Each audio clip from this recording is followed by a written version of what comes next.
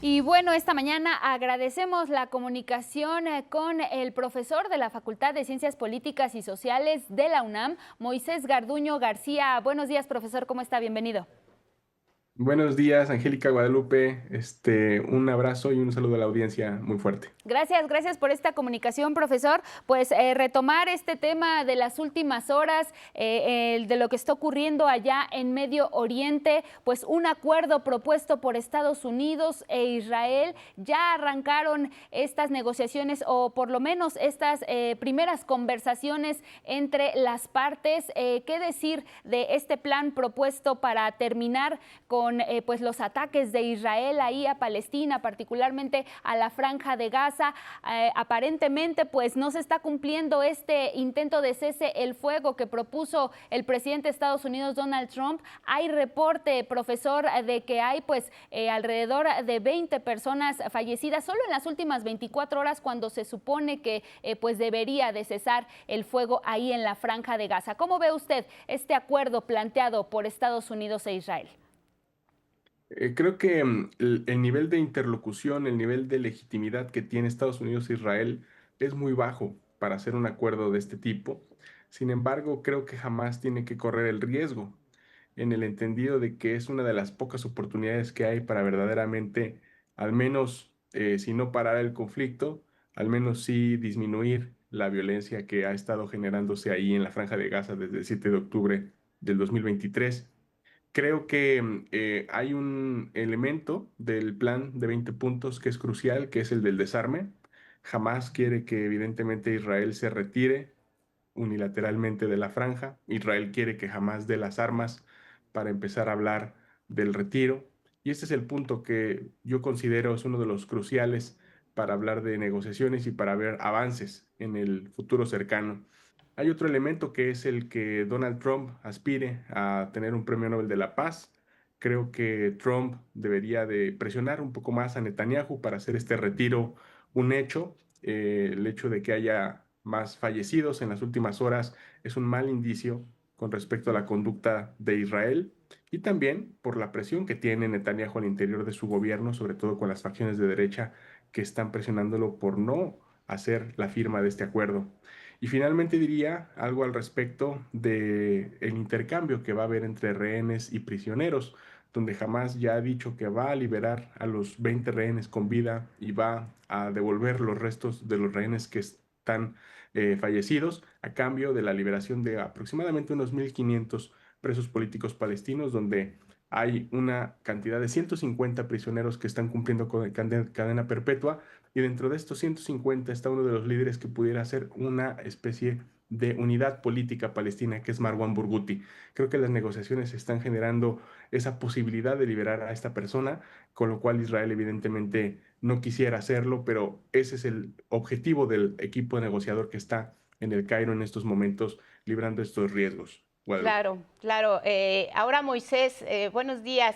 Estamos frente a una paz realmente duradera, no solo la paz, sino una paz duradera en la región. No, yo creo que estamos en un punto de no retorno, en el entendido de que después de esto no vamos a volver a lo que nosotros llamamos normalidad. Sí, Por ejemplo, tenemos que pensar en que en caso de que se llegara a la paz, que eso es lo deseable, a un cese al fuego permanente, tendremos que pensar qué ocurrirá con la desradicalización de las fuerzas más extremas que han combatido en este lamentable conflicto, tanto de Israel como en Palestina. Particularmente en Israel, pienso qué vamos a hacer con todos esos soldados que han estado expuestos a una violencia tan explícita, que habían estado celebrando esta serie de matanzas en las calles y en redes sí. sociales.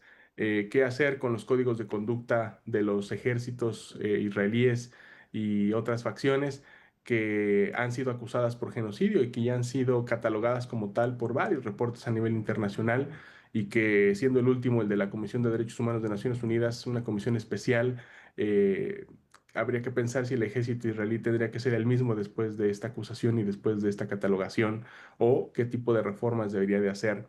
Entonces, todo esto no es fácil de gestionar en un gobierno de derecha que va a presionar a Netanyahu para que esto no suceda y en lugar de esto seguir expandiendo a otros territorios, seguir extendiendo la guerra, seguir también eternalizando las formas en las que Israel utiliza el discurso público, y esto es también un problema político para Israel, pero mucha gente quiere la paz. La sociedad Claro. civil, como lo hemos visto, ha estado ferviente en las calles, ha hecho huelgas en Italia, llamamientos expresos en España, toda América Latina, y además hoy, particularmente 7 de octubre, que se cumplen 2 años, va a haber más movilizaciones y más presiones por lo que pasó con la flotilla Sumud, entre muchas otras cosas que la sociedad civil también está exigiendo, ¿no? Entonces, yo creo que no hay elementos, lamentablemente, para hablar de una paz sostenida, pero por lo menos hay un ápice de esperanza en que si Trump quiere el premio este de la paz y además hay una presión genuina por parte de la sociedad civil global, hay un pequeño rayo de luz para entenderse, al menos en algunos puntos que tienen que ver con el intercambio y el gobierno tecnocrático y la reforma de la OLP. Profesor, ¿cómo afecta o beneficia esta situación al gobierno de Israel frente pues, a las elecciones que tendrán lugar el próximo año en ese país, en esa región? Ya lo comentaba usted, el genocidio para pues, parte del gobierno pues, es aceptable, pero hay un descontento importante en ese país también. Los ciudadanos no están pues, del todo contentos con la situación que se está viviendo con la vecina Palestina. ¿Cómo qué papel juega precisamente las elecciones que tendrán lugar el próximo año, pues en los movimientos que se están dando para perpetuar el genocidio o bien para encontrar una solución al conflicto? Sí, es totalmente cierto, Angélica, lo que comenta. La sociedad israelí está polarizada. Yo veo al menos dos importantes grupos que tienen que ver con el apoyo de la derecha, muy parecido a lo que pasa con Donald Trump en Estados Unidos, donde hay un grupo supremacista que quiere extender la guerra, que sostiene al gobierno de derecha y que, bueno, una cosa es hablar de Netanyahu, de Smotrich y de Ben-Gvir, que son los artífices, los actores principales de este genocidio, y otra cosa muy distinta es hablar de la gente que les ha votado y que Sí, les sostiene así es. para seguir en el gobierno.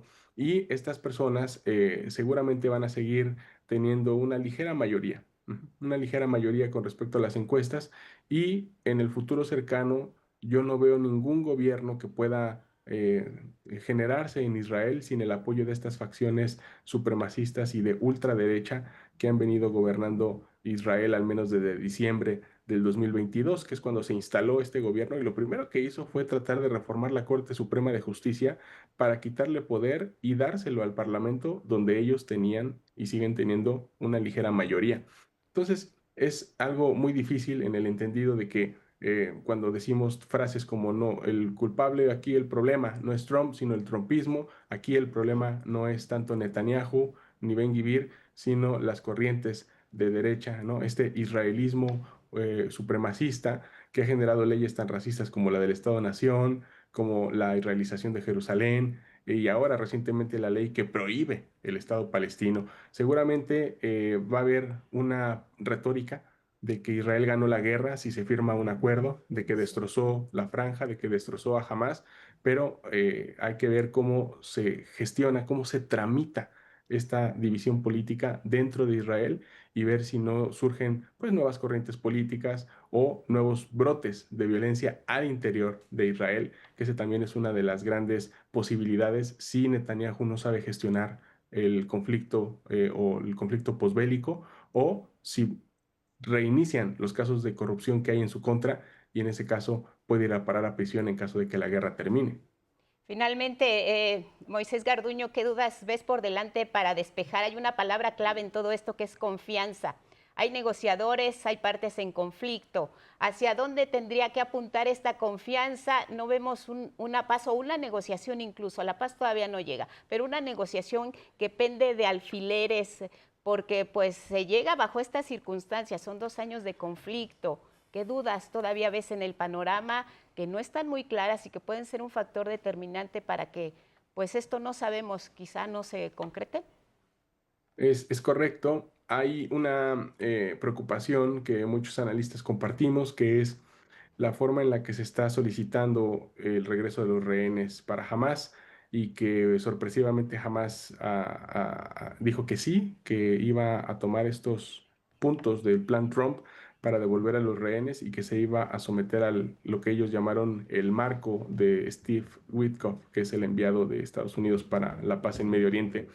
Y la preocupación radica en que en algún momento los rehenes pueden ser devueltos por Hamás, incluso con parafernalia, como lo hemos visto en cualquier otro intercambio de rehenes, que han sido pocos en esta guerra de Gaza, en este genocidio. Y en el momento en que Israel entregue los rehenes, perdón, en el momento en que Hamás entrega los rehenes, Israel puede completar su parte del trato, o la preocupación radica justamente en que no la complete y que entonces vuelvan a las hostilidades ya teniendo los rehenes en mano.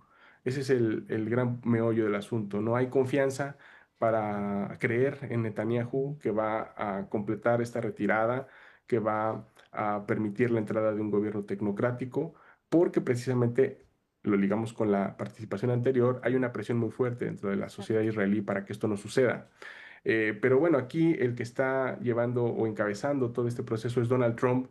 Y si Netanyahu no cumple parte de su trato, si no cumple y no hace su parte, Trump quedará como un mentiroso. Claro. Y Trump quedará como una persona que no le cumplió a su base social, porque hay que decir que en Estados Unidos el 60% de la población apoya el plan de Trump, y esto en términos políticos, electorales dentro de Estados Unidos, le afectaría muchísimo también a Donald Trump. Entonces hay que correr ese riesgo, y jamás, yo creo que inteligentemente aceptó este plan y lo va a correr. Pues estaremos viendo cómo se desenvuelven las cosas. Profesor Moisés Garduño García, especialista en Medio Oriente de la Facultad de Ciencias Políticas y Sociales de la UNAM. Mantengamos la comunicación, por favor. Gracias y buenos días. Muy buenos días, Angélica, Guadalupe. Muy buenos días a la audiencia. Muchas gracias. Gracias a usted por este análisis que nos hace pues precisamente de lo que ocurre allá en Medio Oriente.